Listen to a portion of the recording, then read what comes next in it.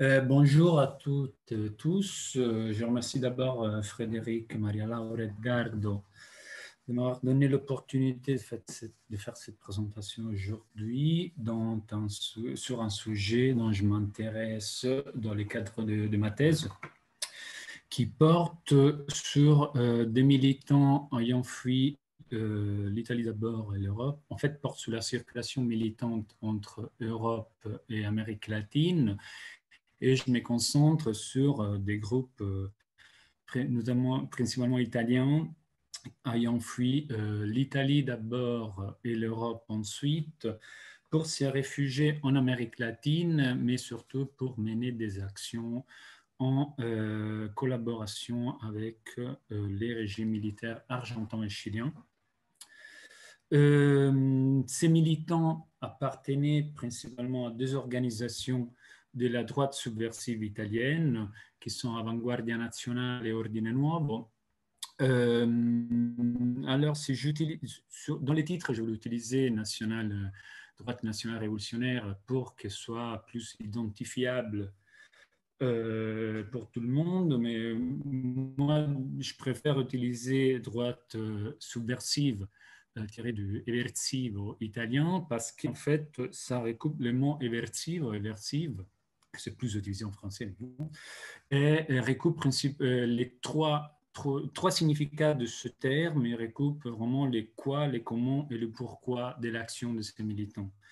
Il est les deux significats secondaires qui sont celui du désordre et donc lié à la question de la déstabilisation de l'ordre démocratique, celui de la destruction et ruine que je mets en relation aux actes terroristes et criminels menés par ces militants, et le significat principal que c'est celui des renversements, que c'est le but ultime de l'action de ces organisations. Avec l'utilisation de ces termes, clairement, nous ne voulons pas donner je ne veux pas donner l'impression qu'il s'agit d'une réalité monolithique. Quand au contraire, en fait, la complexité joue un rôle central, même si on part d'un microcosme. Ces organisations, en fait, qui ont intégré les militants, qui sont actives en Guardia Nazionale des 60-65, ensuite des 70 à 76, et Ordine Nuovo des 69 à 73, et après en clandestinité jusqu'en 77, revêtent pour l'Italie une importance particulière, car ces militants ont été impliqués en ce qu'on nomme la stratégie de l'attention, qui est comprise en période allant de 69 à 74, selon l'historiographie classique, peut arriver jusqu'en 1980, et est une période caractérisée par une volonté de déstabilisation de l'ordre démocratique italien via des attentats terroristes mis en pratique justement par ces militants de la droite subversive, en collaboration avec une partie des services de renseignement. Ces stratégies ayant comme but les renversements du gouvernement en place par un coup d'État de type militaire ou l'implémentation des politiques autoritaires, mais en Italie, surtout pour contrer les pouvoirs du Parti communiste et de la gauche extra-parlementaire. Dans les dernières années, un effort s'est fait par une partie d'historiens de la période pour élargir chronologiquement et géographiquement ces concepts et stratégies de l'attention pour l'élever justement à un outil propre de la guerre froide. Et cette intervention elle se rentre dans ces lignes recherche. Mais quel plan doctrinaire inspirait ces militants? Les renouvellements de l'idéologie fasciste, dans ces cas néofascistes. Vous m'entendez? Allô? Ok, parfait. Pardon, parce que j'ai reçu un message bizarre. Et c'est un renouvellement idéologique qui s'est fait suite à deux défaites principales. la défaite des régimes pendant la Deuxième Guerre mondiale est très important pour ces militants. C'est la défaite de l'expérience, de l'échec de l'expérience armée de l'organisation armée secrète en Algérie, qui de toute façon représente pour cette droite une période nourrissante en termes de relations nouées et des réseaux créés. La doctrine caractérisant les formations de l'Avanguardia Nazionale et Ordine Nuovo vient en grande partie de la pensée de Giulio Evola, un philosophe italien, qui représente non seulement la principale, disons, référence idéologique de cette droite, mais sinon de l'extrême droite, de la droite italienne dans son intégrité de la période. Tant que Pino Rauti, fondateur d'Ordine Nuovo, affirme que le travail d'Ordine Nuovo était celui de transférer sur le plan politique les enseignements de Julius Evola.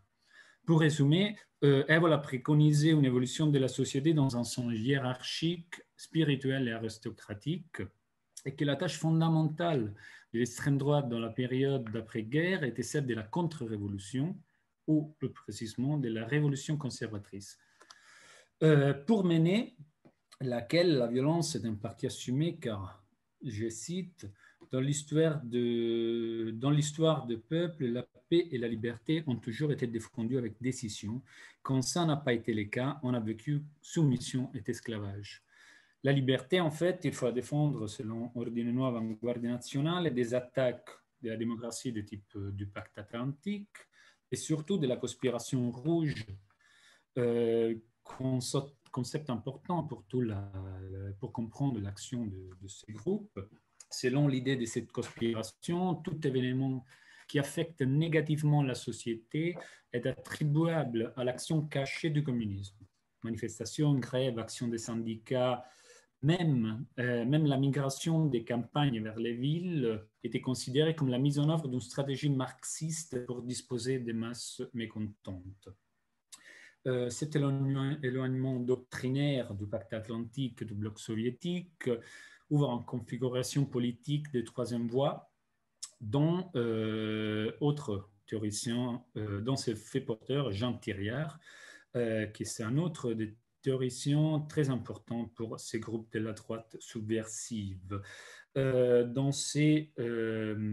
Thiriard est le fondateur du mouvement Jeune Europe, qui est une organisation belge qui s'implante dans plusieurs pays d'Europe et dont en Italie, il a des répercussions doctrinaires importantes. En fait, dans ce nouveau nationalisme européen, le cadre national est dépassé par la défense de la civilisation blanche occidentale, chrétienne donc, et ce qui arrive à faire Jeune Europe, c'est qu'il arrive à créer un espace politique qui permet au néofascisme, selon les mots de Matteo Albanese, c'est de se présenter sous un aspect combattant et révolutionnaire, question qui permet l'inclusion d'une jeunesse post-68 et de faire taire tous les aspects les plus controversés de la doctrine fasciste comme le racisme. Même si cela n'a pas disons, n'efface pas la culture et les pratiques quotidiennes racistes et transcentriques qui étaient fortement enracinées dans la pensée de cette droite. En fait, c'est en 63-64 qui commence cette nouvelle direction des marches et qu'au classique thème de l'extrême droite s'ajoutent des thèmes plus originaux comme le communautarisme national européen. La vision de l'Europe par les militants, on peut la retrouver dans le manifeste de l'Avanguardia Nazionale, et je cite, selon eux, il existe l'Europe des générations qui se cherchent et qui s'appellent d'au-delà de la frontière afin de créer dans la dévotion et dans la défense des valeurs éternelles du lignage, une nation granitique qui, dans les respects réciproques qu'on se doive, dans les respects réciproques qu'on se doivent les hommes et le peuple, sache redonner vigueur au vieux continent, se projetant avec audace à la conquête de son propre destin et de son unité de destin. En fait, ils ont même un plan de renaissance européenne part d'une révolution visant un changement profond et durable des régimes plutocratiques ou communistes actuels, je cite toujours, dont ces fonds qui nécessite la proclamation de la supériorité du style, du sacrifice individuel pour assurer l'ascension du lignage, et qui considère que les pouvoirs politiques, se doivent ceux qui, selon nature, et en soi dignes, contre le suffrage universel et pour un régime de sélection des plus aptes, non seulement par intelligence, sinon par caractère. Ça, c'est ce qui... Mais comment ça se fait que ces militants engagés, il me reste combien de minutes? Comment ça se fait que ces militants engagés par une révolution nationaliste européenne se retrouvent en Amérique latine? Sachant que ni dans les programmes politiques de deux groupes, ni dans les revues disons, de la nébuleuse de la droite subversive, on trouve de références à l'Amérique latine, sinon qu'à la révolution cubaine. Dans le manifeste de l'Avanguardia Nazionale, il y a une partie du programme politique qui est consacrée à la politique extérieure, mais on traite de plusieurs géographiques, on traite de l'Asie, on traite beaucoup du monde arabe et de l'Afrique, comme du monde soviétique, de l'Europe de l'Est, mais on ne trouve pas une référence à l'Amérique latine. Donc, pour comprendre comment ces militants se retrouvent en Amérique latine, il faut revenir en 1964, fin théorique de la stratégie de la transition, qui année clé qui représente en fait l'annus horribilis pour l'extrême droite européenne. En fait, Francisco Franco tombe malade. Quelques mois après que son héritier politique, Luis Carrero Blanco, s'y fait tuer dans un attentat par l'État, on assiste à la révolution des œillettes au Portugal et à la fin des régimes des colonels en Grèce. Les militants qui avaient noué plein de contacts, et surtout ils étaient financés et par l'Espagne et par la Grèce, se retrouvent en quelques mois sans appui financier et logistique en Europe, sauf que l'Espagne les accueillera pendant toute la transition démocratique. En fait, par exemple, on retrouve Delle Chiaie, le fondateur de l'Avanguardia Nazionale, impliqué dans les massacres de Montejurra en 1976. Outre à la tombée, à la fin presque de tous les régimes d'extrême droite européenne, c'est notamment à la fin de 1974 que la DINA, la police politique chilienne, grâce à l'intermédiation de services de renseignement espagnols, s'est mis en contact avec les groupes d'Avanguardia Nationale pour organiser un attentat contre un ex-député de la démocratie chrétienne chilienne, Bernardo Leighton, qui est une des figures les plus importantes de l'opposition au régime en exil. En fait, pendant son séjour en Europe, Leighton travaille constamment pour la mise en place d'un mouvement d'opinion internationale contre les régimes impliquant tous les exilés chiliens, y compris ceux de l'Unidad Popular. La justification qui se donne ces militants de la droite subversive pour justifier leur attentat, selon eux, en fait, ils auraient visé Leighton à cause de ses bons contacts avec la démocratie chrétienne et italienne et les partis socialistes italiens, pouvant devenir les bases d'un accord pour un gouvernement de centre-gauche. Une thèse qui est complètement inconsistante. Il montre comment ces militants cherchent toujours à ajuster leur idéologie et doctrine selon les conjonctures politiques, parce que les premiers rapprochements entre les deux partis s'étaient déjà faits 10 ans auparavant. Et en fait, c'est juste la nécessité des subversifs italiens de trouver une justification axiologique nationale à l'attentat commandité par un pays étranger. En revanche, pour la DINA, c'est l'issue, même si finalement l'attentat est raté, il y a une issue satisfaisante qui fait comprendre au service chilien les potentiels qu'il y a un groupe de militants prêts à agir pour les régimes, mais ne lui étant pas directement imputables. D'où l'intérêt de la DINA à Carlos, favoriser il faut penser à 5 minutes à peu près au maximum. Il faut, 5 minutes. oui, Ok. à peu près, Ok. oui, donc, je sais pas comment Pardon. ajuster un peu. Donc, d'où l'intérêt de la DINA à favoriser l'évasion vers l'exfiltration vers les sols chiliens afin qu'ils puissent être utilisés l'opportunité se présentant. Les combats, donc, semblant désormais perdus en Europe, les regards des militants se tournent vers l'Amérique latine, qu'à partir des années 70, début 70, c'est devenu le champ des combats principal de l'anticommunisme, comment expliqué par le dernier article de Araujo et Bolansky sur les rapports entre Taïwan et Paraguay dans le cadre de la World Anti-Communist League. Donc, on retrouve le militant en Amérique latine à partir de 1976, d'abord au service de la DINA pour des tâches de renseignement jusqu'à la dissolution de la police politique chilienne suite à l'attentat létal à Washington. Grâce au contact noué dans la période à la DINA, en fait, les militants ensuite se déplacent en Argentine. Comment on justifie les déplacements en Argentine? Delegay le justifie pour l'arrivée des le fait que les Chicago Boys y étaient rentrés au Chili. Et donc, pour lui, c'était un rapprochement exagéré au pacte atlantique et les États-Unis, et donc il nécessite de partir. Autre justification un peu créative. Et donc, ils se déplacent en Argentine, ils intègrent le bataillon 601 d'Intelligentsia chargé de missions à l'extérieur. Dans ces cadres, il participe à l'action de déstabilisation menée en Bolivie et qui mène en 1980 au coup d'État de Luis García Mesa. Et suite au coup d'État, ils intègrent les nouveaux gouvernements dont ils sont haut placés. De l'EQIAI, ils travaillent à contact avec Luis Arce Gómez aux autres sphères du gouvernement.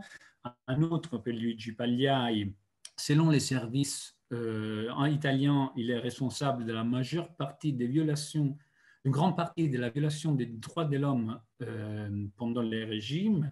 Et un autre, Emilio Carbone, il agit comme intermédiaire entre paramilitaires et narcotrafiquantes. Pourquoi l'armée argentine fait appel aux personnes étrangères non officielles? Donc, il arrive à décliner toute responsabilité pour les coupes internationales, le coup d'État. Il exerce un contrôle sur la gestion des affaires internes boliviennes sans être directement impliqué et accède au profit du narcotrafic tout en minimisant les risques de répercussions internationales. En plus, avec des agents étrangers, il a une facilité majeure dans les déplacements d'hommes et dans les renseignements en général.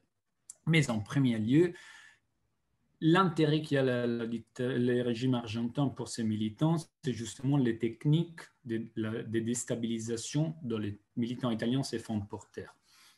De leur part, les militants italiens justifient l'action en Amérique latine en opérant un autre changement doctrinaire.